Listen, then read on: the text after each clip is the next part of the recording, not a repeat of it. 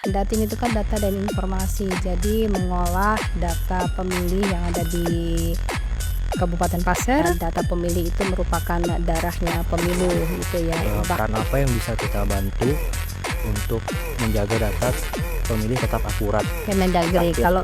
Kemendagri kalau di KPU RI, kemudian kita menindaklanjuti secara berkoordinasi intensif dengan Disdukcapil setempat.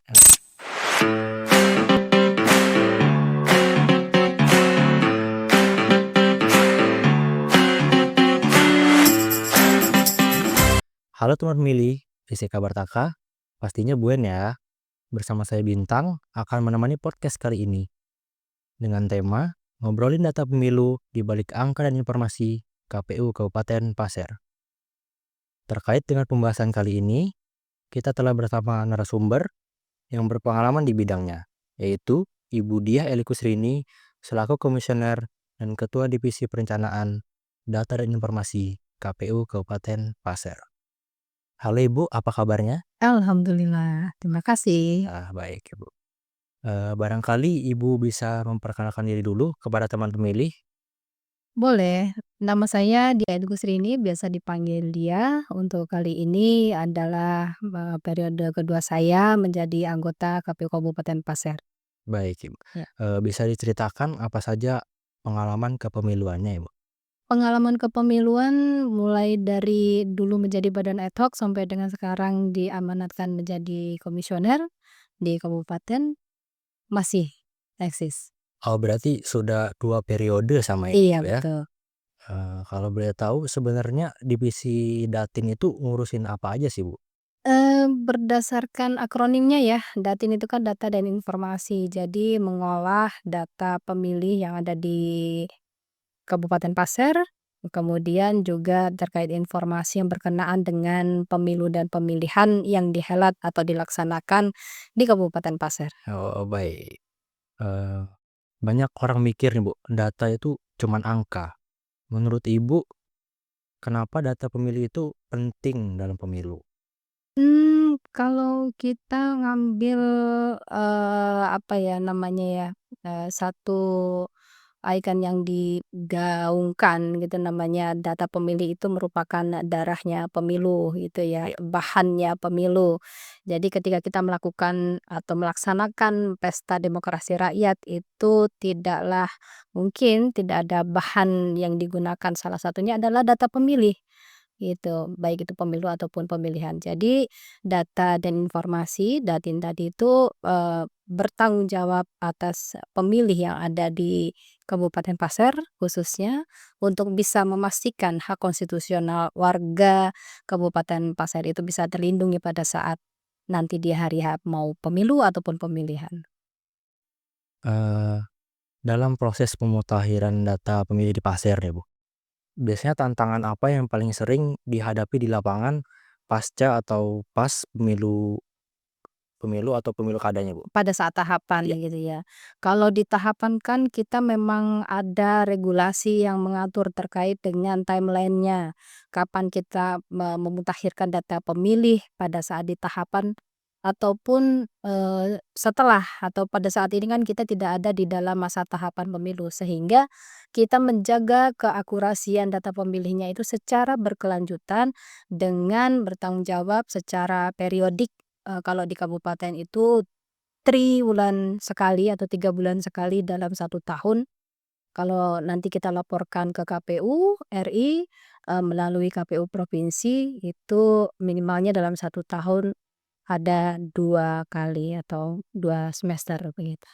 Mmm, ada pengalaman menarik kali Bu, selama mengelola data pemilu di Kabupaten Pasir ini Bu? Baik, kalau berkata atau bercerita tentang pengalaman menarik, semua yang kita lakukan itu sebenarnya, sangat menarik ya, terutama pada saat kita ini melakukan podcast ini juga menarik loh. Iya. Artinya kita memberikan informasi kepada pemilih ya, baik itu pemilih pemula, pemilih yang kemarin sudah bisa menggunakan hak pilih, ataupun nanti pemilih yang memungkinkan tidak bisa menggunakan hak pilihnya. dalam kategori mungkin yang bersangkutan akan melakukan pindah domisili di luar negeri atau tidak berkewarganegaraan, Indonesia lagi pada saat pemilu gitu. Jadi merupakan tantangan-tantangan untuk penyelenggara pemilu kelaknya. Baik, Bu. Ini kan sekarang zaman digital, Bu, ya. Sejauh mana teknologi bisa membantu kerja divisi Datin ini, Bu? Mhm.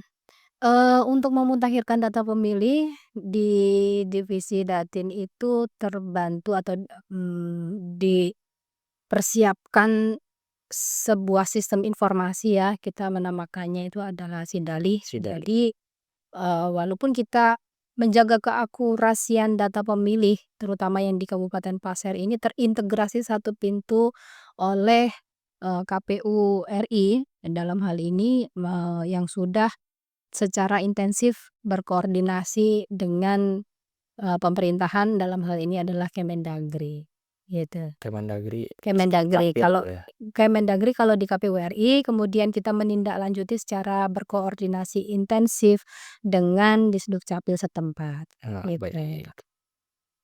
Ini biar data pemilih tetap aman, apakah KPU punya langkah-langkah khusus untuk menjaga keamanan data tersebut? Mhm.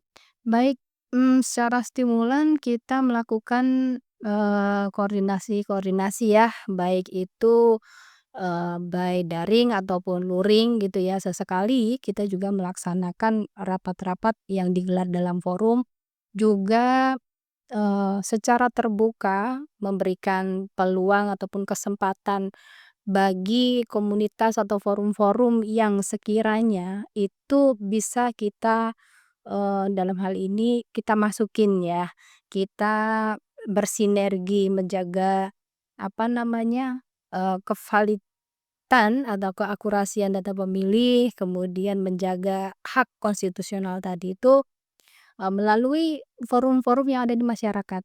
Jadi tidak hanya sekedar kita mengundang, tetapi kita juga membuka diri apabila dibutuhkan oleh masyarakat atau forum-forum terkait, komunitas apapun itu di Kabupaten Pasir, untuk bisa mengedukasi masyarakat, Baik, gitu. kan kita sebagai masyarakat umum nih, Bu, Mhm. peran apa yang bisa kita bantu untuk menjaga data pemilih tetap akurat?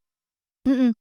eee, Sampai dengan sejauh ini kita memberikan pelayanan kepada masyarakat apabila ada, warga masyarakat ataupun ini kita berbicara konteksnya berarti pemilih ya, kalau di penyelenggaraan pemilu ataupun pemilihan, apabila ada mengalami permutasian, data atau, apa itu terkait dengan data diri yang bersangkutan pada saat nanti menjadi pemilih, untuk bisa datang ke kantor ataupun melalui link-link atau, secara apa namanya, Bitly ataupun pelayanan masyarakat itu daring itu kita sampaikan kepada masyarakat.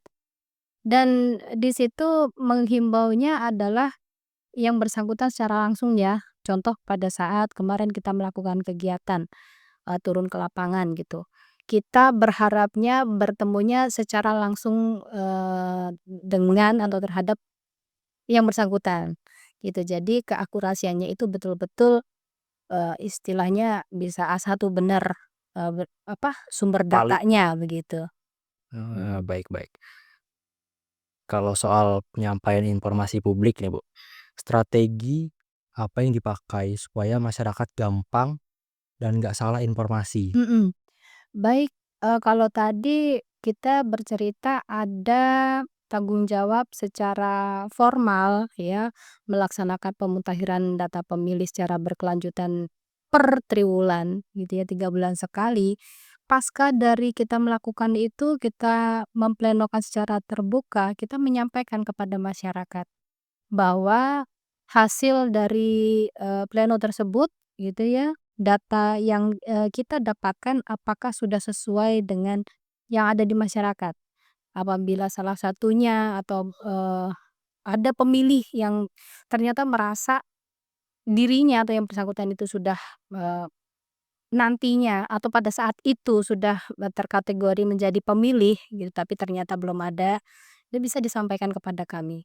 Dan itu kita akan secara stimulan mungkin di triwulan selanjutnya, triwulan kedua gitu ya, kita bisa memberikan feedback secara updating data.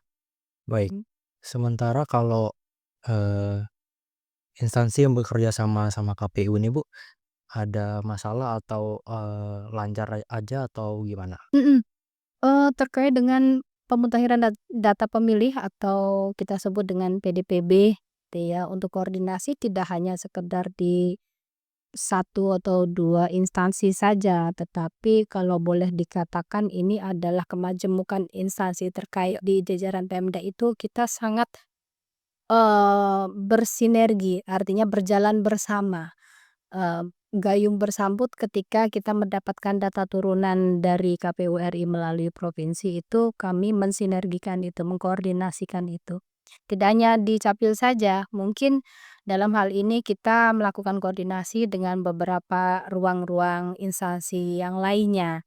Tuh, terlebih lagi nanti ketika mau masuk tahapan pemilu, jadi lebih lagi mungkin ada di perusahaan atau di tempat-tempat atau instansi yang lain, gitu. Baik, terakhir nih Bu, Mhm. pesan apa yang bisa Ibu sampaikan untuk teman pemilih di Kabupaten Pasir? Mhm. Kalau pesan mungkin nanti menjelang masuk tahapan pemilu ya, tapi kalau untuk sekedar mengingatkan, ini kan agak landai belum masuk di tahapan pada saat ini ya. Tetapi alangkah baiknya, untuk selalu ngecek, terkait dengan kita sendiri, artinya usianya kita tuh berapa, kemudian data dirinya kita itu apakah betul sudah sesuai dengan data kita pada saat ini. Mungkin kemarin kita ada tinggal di lain tempat pada saat ini gitu ya. Di KTP sudah ada berganti tetapi, ternyata itu belum ada kita proses. Nah, sebaiknya kita segerakan itu. Atau mungkin pada saat ini kita mendapati, mempunyai adik atau saudara, keluarga, tetangga yang, harusnya sudah mempunyai KTP ternyata belum perekaman. Iya, baik. Itu kemarin, ada kita menemukan lebih banyak itu kejadian kalau di pasar. Maka pesan, apa namanya, yang tersiratnya ini semoga bisa dimanfaatkan secara intensif, bertanggung jawab, dan juga dalam hal melindungi hak konstitusional tadi itu bisa bermanfaat untuk para pemilih. Baik Ibu, terima kasih telah membersamai kita pada podcast kali ini. Dan kepada teman pemilih, nantikan podcast KPU Kabupaten Pasir di episode-episode selanjutnya. Izinkan saya menyampaikan falsafah hidup masyarakat Kabupaten Pasir, Olemanin Asabuen Siolondo, yang artinya hari esok harus lebih baik daripada hari ini. Jangan lupa like, comment, and subscribe, dan share ke teman-teman pemilih lainnya. Terima kasih.